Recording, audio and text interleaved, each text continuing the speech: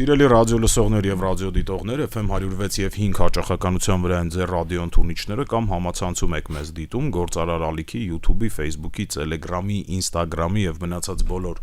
սոցիալական հարթակների էջերում կամ Արմեն Դարփինյանի YouTube-յան էջում եք մեզ դիտում եւ դա նշանակում է, որ մենք Դարփինյանի ժամն ենք սկսում։ Առաջին խոսափողի մոտ հաղորդման հեղինակն է պրոֆեսոր Արմեն Դարփինյանը, երկրորդ խոսափողի մոտ Դավիթ Խումարյանն է։ Բարև ձեզ։ Բարև ձեզ, կրկնենք, որ Դարփինյանի ժամը դա սուվերեն Հայաստանի եւ սուվերեն հայի ժամն է։ Ճիշտ այդպես։ Սուվերեն հայի տեսանկյունից այսօր քննարկելու ենք մի աշխարհում ստեղծված այս բարդ վիճակը։ Ես վերջերս լսում էի Ստանիսլավ Բիլկովսկու ռուս վերլուծաբան փորձագետ, ինչպես ինքն է իրան անվանում, թոշակի գնացած քաղտեխնոլոգ։ Հետաքրքիր բան էր ասում էր, որ նոր աշխարհակարգին նախորդում է սովը, ռուսերեն ասեմ, որ ճիշտ լինի, վայնա, չումա, իգոլոտ։ Այս 3 երևույթ են լինում, դրանից հետո գալիս է նոր աշխարհակարգը։ Կարծես թե պանդեմիան եղել է, պատերազմը ընթանում են, մնում է սովը, որը կարանք անվանենք, որ բանի ժամանակ եղել է, կարանք ասենք, որ չի եղել, այսինքն ուկրաինական ցորենի կրիզիսը։ Ընդհանուր առմամբ դուք էլ եք երևի համաձայն, որ նոր աշխարհակարգն է գալիս, ու տենց ինչքան է տևելու նախ իր գալը եւ մենք մեզնից տակը ինչ է մնալու այդ գալուց հետո։ Դա Բելկովսկին երևի ալեգորիաներով է խոսել, ես կարելի է համաձայնվել մասամբ, նախ դեռ ակնհայտ չէ, որ գալիս է այդ նոր աշխարհակարգը, ակնհայտ է մեկ բան, որ հին աշխարհակարգը չի գործում հիմա, ինչպիսին պիտի լինի, կդասավորվի արդյոք նոր աշխարհակարգ, որը կարող է ապահովել անվտանգությունը եւ բարգավաճումը, գոնե զգալի մասի երկրագնդի դեռևս մեծ հարցականի տակ է։ Մենք պիտի հասկանանք, որ այդ աշխարհակարգերի տեսությունը ունի մի քանի մոդել։ Այսպես ասած, բևեռների մոդելը, կա միաբևեռ աշխարհի մոդելը, որի միակ հավակնորդը կարող էր լինել Միացյալ Նահանգները, միաբևեռ աշխարհի, բայց իմ կարծիքով նրանք իրենց պատմական շանսը եւ հնարավորությունը կորցրեցին։ Սովետական միության փլուզումից հետո 1991 թվականին մոտ 10-15 տարի հավանաբար Միացյալ Նահանգները ունեին, որպեսզի այդ նոր աշխարհակարգը կառուցեին իրենց մոդելով, միաբևեռ աշխարհի մոդելով, եւ հայերեն ասած նրանք էշի ականջում քնած էին եւ բաց թողեցին այդ հնարավորությունը։ Չեմ կարող ասել բարեբախտաբար թե ցավոք սրտի, ամենայն դեպս պիտի փաստել, որ միաբևեռ աշխարհի հնարավորությունը այլևս կորսված է։ Միացյալ Նահանգները դա տանուլ տվեցին։ Իմ կարծիքով իրենց ոչ այնքան պատասխանատու քաղաքականությամբ եւ վարքագծով։ Ուղղակի շատ էին ուրախացել Սովետական միության փլուզումից, համարելով, որ արդեն հիմնական խնդիրը իրենց համար աշխարհակաղակական խնդիրը լուծված է եւ այսպես թե այնպես բոլոր մնացած երկրները կձգտեն դեպի Միացյալ Նահանգներ, ուրեմն այդ տեսությունները դեմոկրատիա, մարդու իրավունքներ, բան եւ այլն սրանով լցնում էին ամբողջ աշխարհը եւ փորձում էին այդ աշխարհը համապատասխանեցնել իրենց աշխարհակարգին։ Չստացվեց։ Երկրորդ մոդելը իհարկե երկբևեռանի աշխարհն է, որի կլասիկ տարբերակը Սովետական միության եւ Արևմուտքի Վարշավյան պակտի եւ ուրեմն ՆԱՏՕ-ի հակամարտությունն էր, գրեթե 20-րդ դարի հիմնական ուրեմն ժամանակահատվածում։ Երկբևեռ աշխարհը այժմ ունի մեկ կողմնակից, դա Չինաստանն է։ Արդյոք կհաջողվի Չինաստանին ստեղծել այս երկրորդ բևեռը, ամենայն դեպս Չինաստանը ձգտում է դրան, ունի բոլոր հնարավորությունները եւ ի տարբերություն 91 թվականի, երբ Չինաստանը նոր էր վերցնում այդ իր ստարտային հնարավորությունները, դեռևս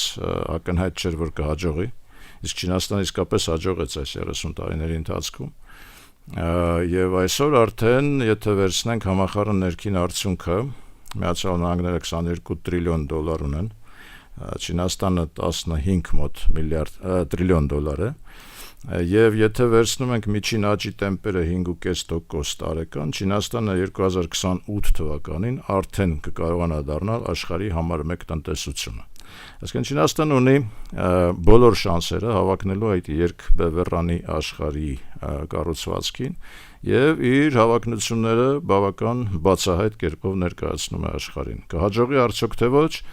տեսնենք։ Ամենայն դեպս նրանց ինվեստիցիոն եւ քաղաքական ակտիվությունը աշխարհի տարբեր կետերում իսկապես ուշադրության արժանի է։ Նրանք գերակտիվություն են դրսևորում Աֆրիկայում։ Նրանք մեր հարևան Իրանի հետ վերջերս ստորագրեցին հսկայական մի պայմանագիր 250 միլիարդ դոլարի ընդհանուր արժողությամբ ենթակառուցվածքային ինվեստիցիաներ իրականացնելու մասին Իրանում։ Նրանք այս մեկ գոտի, մեկ ճանապարհ ծրագիրը ամբողջ աշխարհով մեկ սփռում են։ Ես վերջերս անգլիական թերթերում նկատեցի, որ արդեն տագնապ կա այնտեղ Անգլիայում անգամ չինական ինվեստիցիաների նկատմամբ, ասենք Լոնդոնում տարեկան չինական ինվեստիցիան, միայն Լոնդոնում տարեկան չինական ինվեստիցիաների ընդհանուր ծավալը կազմել էր մոտ 50 միլիարդ դոլար, հասկանում եք, այսինքն դա արդեն ռեալ տագնապ է առաջացնում արևմտյան գերիշխանությունների մոտ Չինաստանի այս հավակնությունները, նրանք ունեն այդ հնարավորությունը եւ այդ երկբևեռանի աշխարհը կառուցելու համար իմ կարծիքով ջանքեր չեն խնայելու։ Կա երրորդ մոդելը, բազմաբևեռ աշխարհի, այսպես ասած մոդելը, որի կողմնակիցն է այսօրվա Ռուսաստանը։ Ըստ որում Ռուսաստանը նույնպես բավական հաջողակ է այս տեսության առաջ տանելու մեջ։ Տեսեք, կան բազմաթիվ ֆորմատներ, որտեղ Ռուսաստանը շատ ակտիվ է եւ կարողացել է ներգրավել մեկ ֆորմատի մեջ այնպիսի երկրներին, ինչպիսիք են, ասենք, Հնդկաստանը եւ Չինաստանը, նույն, ասենք, BRICS-ում, կամ Շանհայյան, ուրեմն այդ համագործակցության նրանք ամենամեծ, ամենալուրջ, ակտիվ մասնակիցներից են, ջատագովներից են, կազմակերպիչներից են եւ պետք է ասել, որ ոչ առանց հաջողության։ Մենք տեսնում ենք նրանց ակտիվությունը աֆրիկական։ Ուրեմն տարածքում մենք տեսնում ենք եվրասիական ուրեմն համագործակցության կոնտեքստում նրանց ակտիվությունը։ Այսինքն Ռուսաստանը ռեալ հավակնություններ է ներկայացնում բազմաբևեռ աշխարհ ստեղծելու։ Մենք եթե դիտարկենք նախագահ Պուտինի վերջին ժամանակներում ուրեմն ասված եզրույթներին, ապա այդ բազմաբևեռ աշխարհը նա դիտարկում է որպես ամենաարդար աշխարհի կառուցվածք, այդ ասենք տարբեր բևեռներ ունենալու։ Եվ իհարկե այս հավակնությունները այդ թվում նաև մեր տարածաշրջանի նկատմամբ որևէ տեղ չեն կորել Ռուսաստանի հավակնությունները եվրասիական տարածաշրջանի նկատմամբ եւ մեզ մոտ կան վերլուծաբաններ, չէ՞ որ ասում են Ռուսաստանը տարածաշրջանից գնում է, ուրեմն մենք պիտի մի քանի ժամ առաջ Արա Պապյանի հետ էինք զրուցում, նույն բանի մասին էինք խոսում, ինքը պնդում է, որ Ռուսաստանը գնում է տարածաշրջան։ Բացարձակ համաձայն չեմ դրա հետ, որովհետեւ ոչ մի տեղ Ռուսաստանը չի գնում։ Ռուսաստանը իր բազմաբևեռ աշխարհի տեսությունը եւ պրակտիկան ձևավորում է եւ իրականացնում է։ Ուրեմն դա մեզ դուր կգա, դա մեզ դուր չգա, ոմանց դուր կգա, ոմանց դուր չգա, բայց որ ասում են, որ Ռուսաստանը գնում է եւ մենք պիտի պատրաստ լինենք դրան, դա բացարձակ անհետեթություն է կարծիք։ Ես ձեր թույլտվությամբ ձեզ ընդհանրեմ։ Վերադառնալով Արցախի նախագահի հարցազրույցին, մի դրվագ է պատմում, ասում են դուք որտեղից իմացաք, որ կռիվը սկսում, ասում են ինձ ռուսներն ասեցին ու պատմեցին հետեւյալը, որ Շուշիի մատույցներում գտնվող երկու կետ կար, երկու ԿՊՊ կար, ադրբեջանական եւ ռուսական։ Թուրքերը մոտեցել են ռուսներին եւ ասել են, որ մի քանի րոպեից սկսելու է հրետանի աշխատել, խնդրում եմ թաքնվեք։ Եվ ռուսները թաքնվել են։ Այսինքն, արդյոք ոնց որ դա գերտերության բանակի պահելաձև է եւ ուրիշ ոնց հասկանանք նմանատիպ պահվածք է։ Ես այստեղ չէի ընդհանրացնի այդ կերպ, բացարձակ չէի ընդհանրացնի, իրենք տեսել են իրենց խնդիրը թաքնվելու մեջ, թաքնվել են։ Իրենք չեն տեսել իրենց խնդիրը եւ չեն էլ տեսնում իրենց խնդիրը այդ, ասենք, տարածքում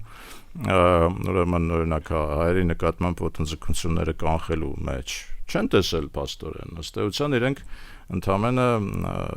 ուղեկցեցին հայերին այդ հայաթափման ամբողջ ընթացքում։ Այս դա չի կապի գերտերությունը թե ոչ, դա կկապի այս պահի շահերի հետ։ Այս պահի շահերը Ռուսաստանի թելադրում են, որպեսզի ռուս-թուրքական ալյանսը ուրեմն գործի եւ դա նույնպես այդ բազմաբևեռության թեմաների մեջ է, չնայած Թուրքիան շատ ավելի տարաբնույթ մոտեցումներ ունի այդ ամենի մեջ Թուրքիան ոչ միայն բազմաբևեռ աշխարհի կողմնակից է ոչ միայն նա նաև առաջ է տանում թուրքական աշխարհի գաղափարը եւ պիտի ասել որ բավական լուրջ հաջողություններ ունեն ասենք ապրանքաշրջանառությունը թուրքական աշխարհի այս տարվա կտրվածքով կկազմի մոտ $20 միլիարդ դա արդեն հսկայական թիվ է որը աճի միտում ունի եւ թուրքական աշխարհը եւ Թուրքիայի գլխավորությամբ դա ցուցադրում է այդ շահագրգռվածությունը ուժեղացնել դա Բայց ես շարունակեմ, ուրեմն բազմաբևեռ աշխարհի կողմնակիցներից է ամենացայտուն կողմնակիցներից է Ռուսաստանը, որ առաջ է տանում եւ ոչ առանց հաջողության, բայց կա նաեւ առանց բևեռ աշխարհի ուրեմն մոտեցում եւ այդտեղ օրինակ այնպիսի կառույցներ, ինչպիսին են Համասը, Հեզբոլլահը, ենթադրենք ԻԳԻԼ-ը Տեսեք, Թուրքիան 73 թվականին ոչ մի բևեռ հաշվի չառնելով մտավ հյուսիսային Կիպրոս։ Ուղղակի ռազմական գործողություն իրականացրեց եւ գրավեց Կիպրոսի կեսը։ Որևէ մեկը որևէ արձագանք չարեց, այսինքն որևէ բևեռին նա ուշադրություն չդարձրեց։ Ադրբեջանը Մինսկի խումբ, ԵՀԿ, համանախագահություն, ԱՄՆ, Ռուսաստան, Ֆրանսիա, որևէ մեկին հաշվի չառնելով ուժային գործողություն իրականացրեց եւ գրավեց։ Կարծում եք կոնսենսուս չի եղել, որ տենց պիտի լինի։ Այդ բևեռների մեջ։ Չեմ կարող ասել, որովհետեւ չունեմ բավարար չափով տեղեկատվություն, չեմ կարող ասել եղել է թե չի եղել, համենայն դեպս ենթադրությունների դաշտ չգնանք։ Գոյություններ Մինսկի խումբ, համանախագահաների գոյությունն են նրանց պաշտոնական հայտարարությունները, իսկ պաշտոնական հայտարարություններում նրանք միշտ կոչ էին անում ուժի կիրառման եւ սպառնալիքի բացակայության եւ այլ։ Ամեն դեպս ոչ մեկին հաշվի չառնելով նրանք ուրեմն գրավեցին Լեռնային Ղարաբաղը։ Նման օրինակները շատ են, բազմաթիվ են աշխարհում եւ այդ ոչ մի բևեռ չունեցող աշխարհը նույնիսկ Հյուսիսային Կորեայի են մեր աղբերը նույնպես ցանկացած պահի այդ ինքը կոճակին սեղմելու պատրաստ Չինաստանին ամեն դեպքում ենթարկվում է, չէ՞ ինքը։ Ինչ որ չափով, հա, չեմ ասում վստահաբար, չէ՞, բայց ինչ որ չափով այսինքն մարդը, որ ասում է, ես ասենք, այս վերջերս հայտարարեց, ասաց, ես երբեք չեմ ընդունել Իսրայելի գոյությունը, երբեք չեմ ընդունել ու չեմ էլ ընդունի, օրինակ ասենք։ Հիմա ինչ կարող ես ասես այդ մարդուն, պետության տեր է, այսինքն պետություն, որը որ նաև ունի այն մի հրաշալի գործիքը, որը կոչվում է միջուկային զենք, որով կարողանում է սաստել աշխարհին։ Հիմա այդ առանց բևեռ աշխարհի կողմնակիցներից մեկն էլ այո Հյուսիսային Կորեան է, իհարկե, որովհետև ինքը ցանկացած պահի, ցանկացած գործողության ունակ է։ Հիմա նման աշխարհի կձգտեն նաև այն երկրները, որոնք փորձում են այդ հրաշալի գործիքներից տիրապետեն։ Հիմա մենք ունենք մեր հարևան Իրանը, որը իսկապես բարեկամական դրսևորումներ ունի մեր նկատմամբ եւ որոշ մասով, միգուցե զգալի մասով մեր ազգային շահերը համընկնում են իրենց հետ։ Իսրայելական աղբյուրները նշում են, որ Իրանը արդեն հասել է մոտ 80% հարստացման ուրանի, իսկ ես հիշեցնեմ, որ ուրանի 90% հարստացման պարագայում արդեն միջուկային զենքի արտադրության հնարավորություն է ստեղծվում։ Իրանը դա բացահայտ չի ասում, բայց անպայման ձգտում է միջուկային զենք ունենալուն։ Իմ կարծիքով, ով որ ձգտում է նա անպայման կհասնի իր նպատակին, եւ ուրեմն միջուկային զենք ունենալու պարագայում այդ եւ բազմաբևեռության եւ առանց բևեռության տեսությունները նույնպես ուրեմն կունենան իրենց արտացոլումը։ Վերցնենք, ասենք հրաշալի գործիքներից ուրիշ մի բան, ասենք Թայվանը, հա, աշխարհի կիսահաղորդիչների արտադրության 65%-ը կենտրոնացված է Թայվանում։ Հիմա մենք ասում ենք աշխարհակաղակական Թայվանը Չինաստանի մաս է, Չինաստանի մաս չէ, բայց մենք հիշենք, որ մինչև 70-ական թվականները հենց Թայվանն էր ՄԱԿ-ի անդամ։ Հենց Թայվանն էր Չինաստանը, ՄԱԿ-ի անդամ երկիր էր հենց Թայվանը։ Հետո նոր դարձավ Չինաստանը, նորից աշխարհակաղակական վերադասավորումների արդյունքում, բայց Թայվանը այսօր կարևոր է ամբողջ աշխարհի համար, որովհետև կիսահաղորդիչների արտադրության 65%-ը աշխարհի իրենց ձեռքում է։ Հասկանում եք, Թայվանի ոչնչացումը կատաստրոֆա կլինի աշխարհի համար։ Հիմա ես այստեղ զուգահեռ եմ տանում Հայաստանի հետ բնականաբար մեզ հետ, որտեղ այս ամեն ինչի մեզ հետաքրքիր պիտի լինի, բա մենք ուր ենք, մենք որտեղ ենք, մենք ինչ պիտի անենք, եւ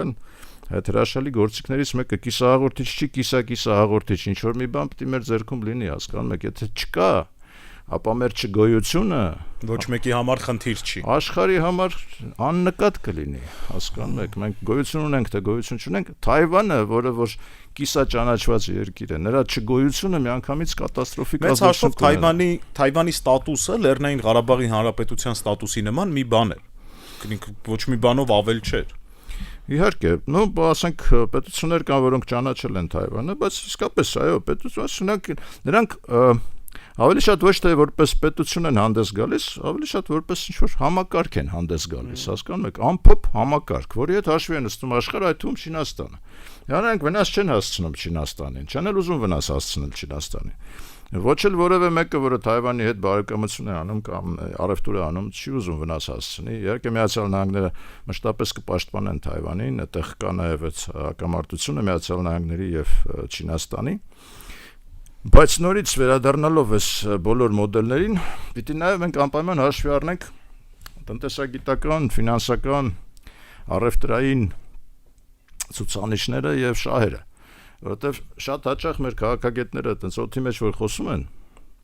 հաշվի չեն առնում տնտեսական բաղադրիչը, ասենք Ռուսաստանը գնում, ուր է գնում, ոնց է գնում, կամ ասենք Միացյալ Նահանգները գալիս են, կամ Չինաստանը աշխարհը տիրանում, կամ Չինաստանն ու Ռուսաստանը կմիանան։ Չինաստանի եւ Միացյալ Նահանգների առևտուրը կազմում է $800 միլիարդ։ Չինաստանի եւ Ռուսաստանի առևտուրը կազմում է $200 միլիարդ։ Այսինքն Չինաստանը առնվազն 4 անգամ ավելի հետաքրքրված է Միացյալ Նահանգների հետ առևտուր անելով եւ այդ շահերը պաշտպանելով, քան Ռուսաստանի հետ առևտուր անելով եւ շահերը պաշտպանելով։ Հսկայական առևտրային գործընկերություն կա այդտեղ։ Եթե նայում ենք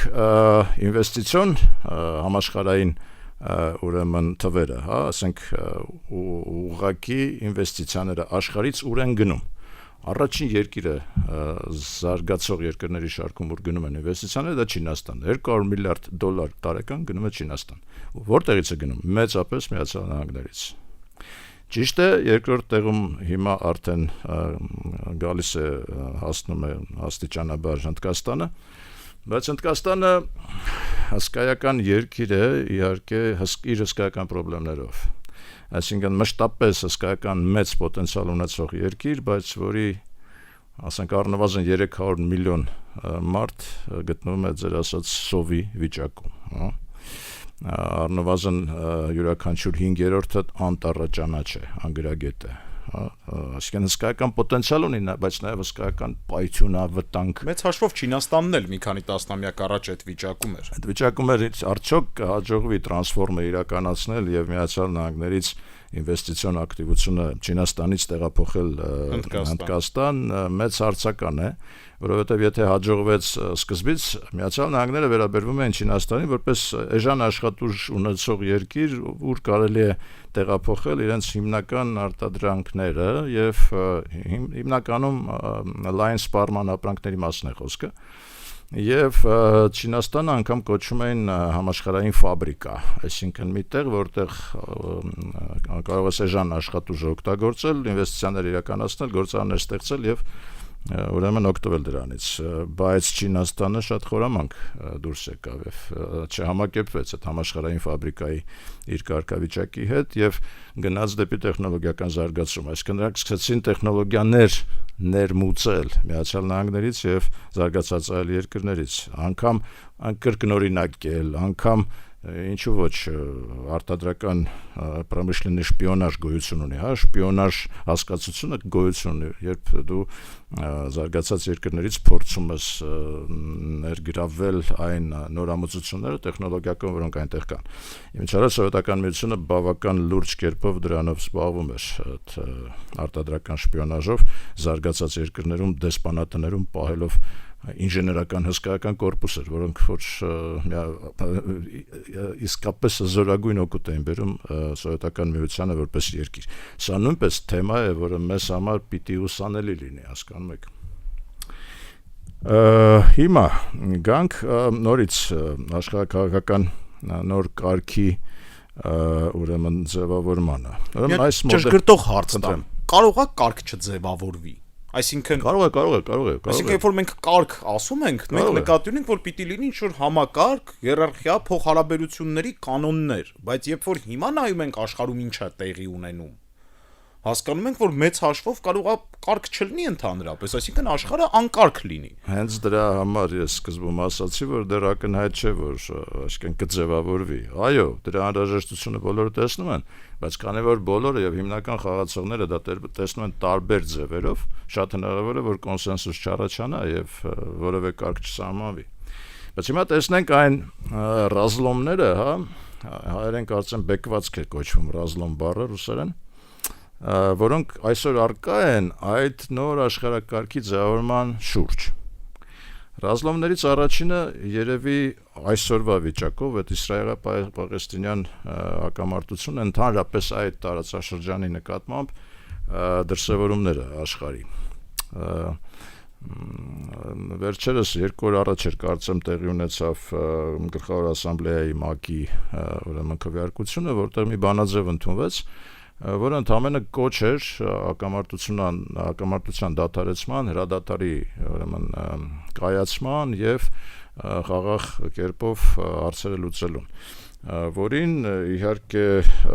դիմակայություն ցուցաբերեց Իսրայելը, Միացյալ Նահանգները, այնտեղ արևմտյան երկրներից կարծեմ Հունգարիան էր, Ավստրիան, Խորվաթիան, եթե չեմ սխալվում, նաեւ Չեխիան, այո, Չեխիան։ Եվ ինչն էր հետաքրքիր, Չեխիայի պաշտպանության նախարարը հայտարարեց, որ Չեխիան պիտի դուրս գա ընդհանրապես Միացյալ ազգերի կազմակերպությունից, որովհետև ինչպես կարելի է անդամակցել մի կազմակերպությունում, որում քվեարկությունը տեղի ունենում եւ որը ուրեմն Համասին չի դատապարտում, այսինքն Չեխիայի նախարարներից մեկն է դա արտասանում։ Հիմա տեսեք, այս ռազլոմը տեղի ունեցավ, Հայաստանը քվեարկեց այդ բանաձևի օգտին։ Ես երեք ստացա իսրայելցի մի վերլուծաբան կա, որի հետ կապի մեջ ենք, որը նաև որի կինը, եթե չեմ սխալվում, հայ է։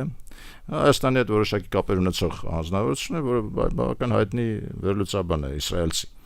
Ինքը ինձ ուղարկեց «Սպասիբո վամ Արմենիա», այսինքն շնորհակալություն, որոշ կամահարանքով, որովհետև այսինքն մենք քվեարկել ենք մի բանաձևի օգտին, որը չէր դատապարտում Համասին, բայց ընդամենը կոչ էր դեպի խաղաղություն։ Հիմա ես ինչ պատասխանեցի, նորեն համեցեք, հիմա ինչ պիտի պատասխանեի, այսինքն ինչ էր ակնկալում Իսրայելը մեզանից։ Բայց մի հատ մենք հասկանանք, մենք ընդհանրապես այդ ռազլոմի մեջ մեր տեղը ունենք, թե ոչ։ Բոլորովին վերջերս ես պատահական տեսա ուրեմն Պաղեստինի արտակարգ եւ լիազոր դեսպանը Ադրբեջանում ինտերվյու էր տալիս։ Այնտեղ ասում են մենք երբեք չենք եղել ուրեմն Ղարաբաղի անջատման կողմնակից, մենք միշտ եղել ենք Ադրբեջանի կողքին, Պաղեստինի ժողովուրդը, դուք հիշում եք 2011 թվականին Մահմուդ Աբբասը Պաղեստինի ղեկավարը այցելեց Բաքու, մենք միշտ եղել ենք ձեզ հետ եւ այլն։ Հիմա այսինքն Պաղեստինը ունի դեսպան Բաքվում, Բաքուն ունի արդեն ես չգիտեի, Բաքուն ունի դեսպան Պաղեստինում Ռամալայում։ Մենք, որի համար հայերիս համար Պաղեստինի ժողովուրդը դա նախ բազմա հազարավոր, եթե ասենք տարիներ մենք եղել ենք նույն տարածաշրջանում եւ շատ ավելի մեծ է մեր կապերի բանը, պատմությունը։ Էլ չասեմ, որ ցեղասպանության ուրեմն ցեղասպանությունից հետո Պաղեստինյան ժողովուրդը մեզ համար բարեկամական ժողովուրդ է եղել մշտապես, էլ չասեմ, որ մենք այդ տարածաշրջանում միշտ համագործակցել ենք, այսինքն մենք Պաղեստինի հետ որևէ հարաբերություն չենք ունեցել։ Պաղեստինը երկիր է, որը որ երկիր է, որը ՄԱԿ անդամ երկիր է, 138 երկրներ ճանաչել են Պաղեստինին որպես պետություն, բայց պետություն, որը դեռևս սահմանները պարզ չի, այսինքն այստեղ նաև նմանություն կար մեր Արցախի դեպքերի եւ кейսի հետ, այսպես ասած, հա։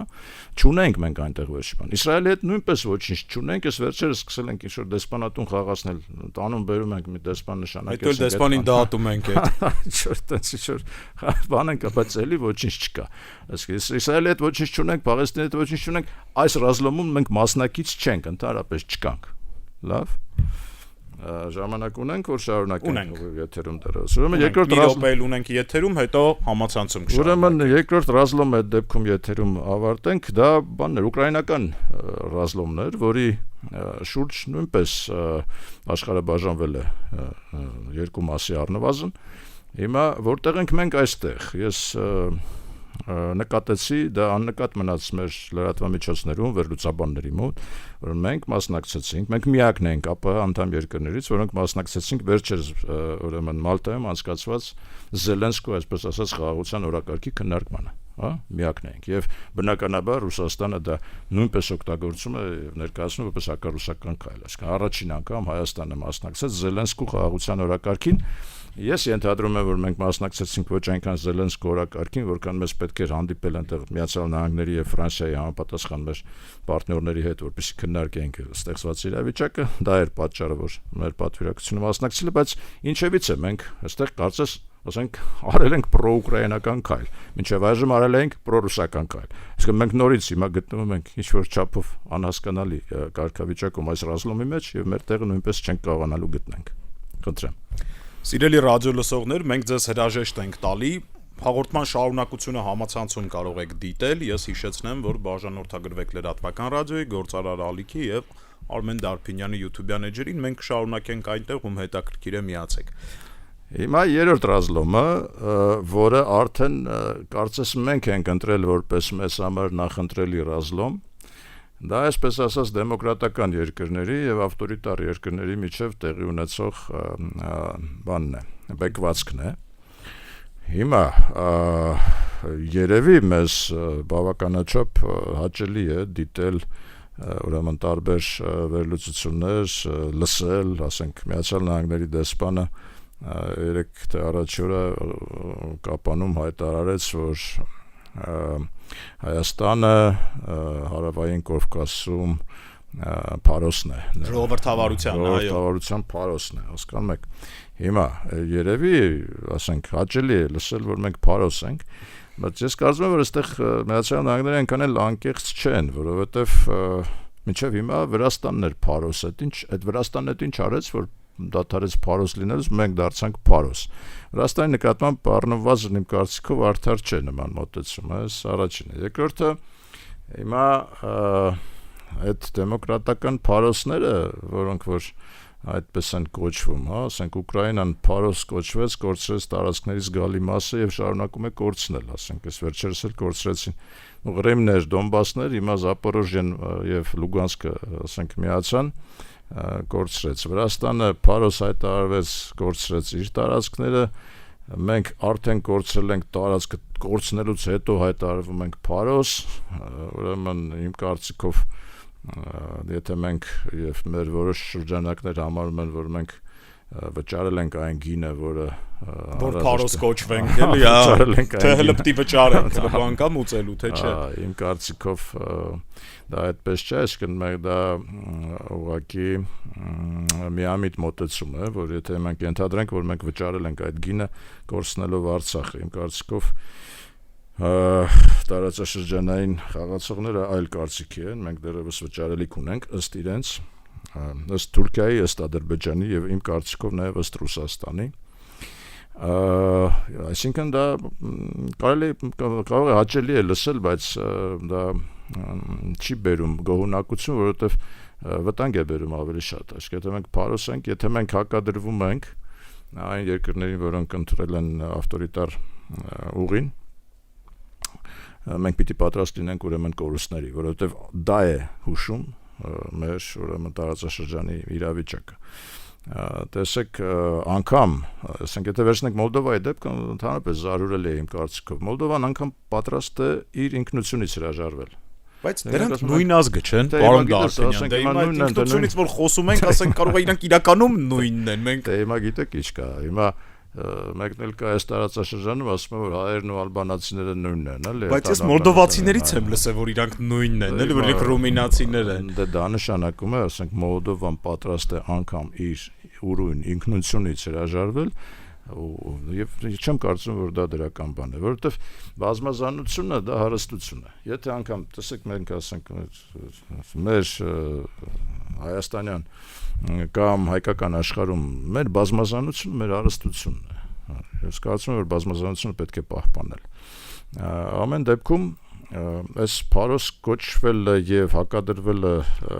ուրեմն ավտորիտար երկրների, իսկ մեր հարևաններն են ավտորիտար երկրները։ Հետո տեսեք, մենք ինչ ենք ասում, մենք Եվրոպային ասում ենք մենք ամեն ինչի պատրաստ ենք, դուք ոնց ասեք, ինչքանի դուք պատրաստ եք, մենք այդքանի պատրաստ ենք, հա։ Մի անգամից հիշեցի մի դրվագ էր, մի լավ գործընկեր ունենք լուսահոգի ուժային կառույցներից, երբ ես ծառայում էի պետությանը իմ համապատասխան պաշտոնում, որ հարցնում է ոնց ես, ասում էր դուք ոնց ասեք, ասում է դա ես հարցնում եմ դու ոնց ես, ասում է դուք ոնց ասեք, հիմա մենք Եվրոպային ասում են դուք ոնց ասեք, նրանք ինչ պետք է ասեն, մենք պիտի ասենք, որն է մեր օրակարգը, նրանք ասենք ինչ պիտի ասեն, մենք պիտի հասկանանք, որ Եվրոպային անդամակցումը անհնար է Հայաստանի առանձին վերցրած, առանց Վրաստանի դա ուղղակի անհնար է։ Իսկ եթե մենք պիտի ձգտենք իմիջիալոց Վրաստանի սահմանադրությամբ ամրագրված է, որ Վրաստանի ուղին դեպի Եվրոպական միություն է։ Վրաստանի նախարարություններում յուրաքանչյուր նախարար ունի տեղակալ եվրոինտեգրացիոն գծով։ Ժամանակին ես Հայաստանի կառավարության առաջարկում եմ, ասում եմ գոնե ամեն մի նախարարությունում ունեցեք մեկին, որը պատասխանատու է Ղարաբաղի հետ ինտեգրման գործընթացի համար, որպեսզի դուք կարողանաք միասնական, մի տնտեսական եւ սոցիալական համակարգ ստեղծեք։ Ոչ թե փող ուղարկեք մենակ, որ իրենք էլ այնտեղ ծախսեն, այլ ստեղծեք միասնական տնտեսական համակարգ։ Այդպես է չկարողացանք ստեղծել։ Հիմա Վրաստանում յուրաքանչյուր նախարար ունի տեղակալ եվրոինտեգրման գծով։ Այսինքն հստակ կուրս է վերցված դեպի եվրոինտեգրում։ Եվ այդ պարագայում Միացյալ Նահանգները փարոս են կոչում Հայաստանը, հա? Հայաստանը չի կարող, մենք պիտի հասկանանք, չի կարող ինտեգրվել առանց Վրաստանի, որովհետև դու սահմաններ չունես, չես կարող ինտեգրվել։ Ինչի, եթե ԵԱՏՄ կարեցել ենք մտնենք, ինչի ԵՄ չենք կարող գնանք ինտեգրացիոն process-ների։ Ասենք դա աշխարհում միակ դեպքն է, իմիջիալոց տնտեսական միությունների միակ դեպքն է, երբ սահման չունեցող երկիրը անդամակցում է տնտեսական միության, դա միակ դեպքն է։ Հիմա բացառություն է, ասենք հասկանում ենք, որ դա ուներ նաև քաղաքական նպատակադրումներ, չնայած ես չէի ասի, որ մենք առանձնապես դրանից տուժել ենք, մենք գտնվում ենք որոշակի տարածքում, մեր ապրանքաշրջանառությունը հիմնականում այդ տարածքի հետ է կապված։ Իմիջիալոց ասեմ, որ այս տարվա ցուցանիշներով եվրասիական ուրեմն ընդհանուր ապրանքաշրջանառությունը կգերազանցի $100 միլիարդ, դա բավական լուրջ թիվ է, 100 միլիարդը,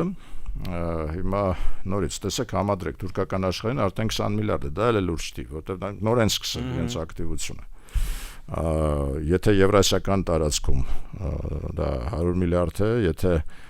ռուս-չինականը 200 միլիարդ է, իսկ ստեղ 100 է, հա, Չինաստանը իդեպ նույնպես փորձեր է անում կենտրոնական Ասիայի երկրներում ակտիվանալու եւ ակտիվանում է, լավագույն ինվեստորներից մեկն է համարվում այնտեղ։ Մենք պիտի այս պարագայում հասկանանք, որ ինտեգրվելը հնարավոր է միայն միասնական Վրաստանի հետ, բայց Վրաստանի հետ էլ այդպես չի, որ մենք ամեն ինչ հարթ է։ Ես կարծում եմ, որ մենք կորցրեցինք 2008 թվականին շանսը լինելու միջնորդ Ռուսաստանի եւ Վրաստանի միջև, որովհետեւ չունենք բավարար չափով սուվերենություն։ Մենք ուղղակի ենթարկում ենք մեր արտաքին քաղաքականության մեջ Ռուսաստանի նարատիվներին եւ չկարողացանք միջնորդ հանդիսանալ, մինչդեռ մենք այս ռեգիոնում Ռուսաստանի համար մեկ դաշնակիցն ենք եւ Վրաստանի համար մեկ ընկերը։ Մենք կարող ենք դառնալ միջնորդ, մենք այդ շանսը կորցրեցինք, չօգտագործեցինք։ Բնականաբար վրացիներին նաեւ գրգռում էր որոշ չափով մեր Լեռնային Ղարաբաղի, Արցախի հանրապետության եւ Աբխազիայի, Արցախի հետ հարաբերությունները, ասենք, նրանք դրան նայում են ոչ բարեկամաբար, իրենց շահերից ելնելով եւ ճիշտ էին անում։ բնականաբար։ Մենք չկարողացանք այստեղ բավարար չափով վստահություն ձեռք բերել։ Կկարողանանք արդյոք Վրաստանի հետ համատեղ կոնցեպտ։ Մենք Վրաստանը մեզ պետք է այդ ինտեգրման համար։ Մենք Վրաստանին պետք չենք այդ ինտեգրման համար։ Այսինքն մենք պիտի անենք այնպես, որպեսզի պետք կարևոր դառնանք Վրաստանի համար։ համար։ Այդ որն է այդ հրաշագաղտնիք, այդ հրաշալի գործիքը, որը մեր ձեռքերում կհայտնվի եւ որի շնորհիվ մենք կդառնանք հետաքրքիր նույն Վրաստանին, նույն այդ ինտեգրման համար։ Այսպես է, հիմա, այսինքն մեր ընտրությունը դիրքավորվել դեմոկրատական աշխարհում եւ հակադրվել դրանով իսկ ավտորիտար աշխարհին, իմ կարծիքով հաճելի է տեսնել, լսել ու ընտրել, բայց վտանգավոր է կիրառման մեջ, որովհետեւ Բայց վերջին այլընտրանքը որն է, մենք էլ մեզ բան կարգենք, հա, մի սուլտան կարգենք նստենք։ Չէ, այլընտրանքը այն է, որ մենք պիտի բոլոր դաշտերում խաղանք։ Մենք պիտի կարողանանք խաղալ բոլոր հնարավոր տարածքներում։ Չպիտի մերժենք որևէ տարածք, այդ իմաստով եւ որևէ ձևաչափ, որտեղ մեզ հravirում են կամ որտեղ չեն հravirում, մենք պիտի կարողանանք ինտեգրել։ Տեսեք, ես ասացի երկու ռազմում, որտեղ մենք անհասկանալի կարգավիճակում ենք գտնվում, հա։ Այս երրորդում նույնպես հիմա ասենք 3+3 են ասում, ոմանք ասում են, որ ճիշտ ենք անում, մասնակցում ենք, ոմանք ասում են, որ ճիշտ չենք անում, մասնակցում են։ Ես համարում եմ, որ մենք պիտի մասնակցենք բոլոր հնարավոր ձևաչափերին եւ չպիտի մերժենք որևէ ձևաչափ, որովհետեւ իրավիճակը իսկապես օրհասական է եւ մենք շատ բան ենք կորցրել այս 30 տարիների ընթացքում, չձևավորելով մեր սուվերեն դիրքը եւ չստեղծելով այն հրաշալի գործիքը, որով կարող ենք լինել հետաքրքիր աշխարհին։ Կարևոր։ Ես ռադիոլսողից մի հարց ունեմ, որը խնդրել է ձեզ փոխանցել, խոսքը գնում է 3 Դաղստանում տեղի ունեցող իրադարձությունների մասին, երևի թե տեղյակ եք, երբ ժողովուրդը մտավ օդանավակայան եւ փնտրում էր Իսրայելից եկած չվերթի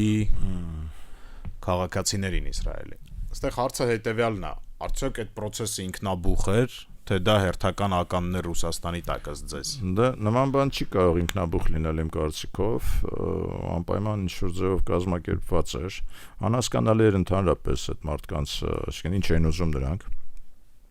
եւ ըստ էության տերորիստական հակումներ էին ձևավորում։ Դա հենց այդ ոչ մի բևեռանոց աշխարհի կողմնակիցներն էին, որոնք ամեն ինչի կարող են պատրաստ լինել։ Ինձ զարմացրեց ուղղակի անպաշտպանությունը, անպաշտպանվածությունը եւ օդանավակայանի եւ կարծես թե այդ ուժային կառույցների անպատրաստ լինել նման բանին դիմակայելու։ Ինձ դա զարմացրեց ավելի շատ։ Այն որ դա երևույթ է կազմակերպված էր, ես նույնպես կասկած չունեմ, որ ուժերի կողմից շատ դժվար է, բայց իմ կարծիքով ոչ բևեռականների կողմից, որտեղ ինչքան վատ, այնքան լավ, ինչքան քաոս, այնքան իրենց շահերը առաջ տանելու հնարավորություն կունենան։ Եվ իմ կարծիքով Ռուսաստանի այստեղ խնդիրն է շատ կոշտ ձևով դա փակել, կոշտ ձևով արձագանքել եւ թույլ չտալ, որ դա տարածվի, որտեղ Ռուսաստանում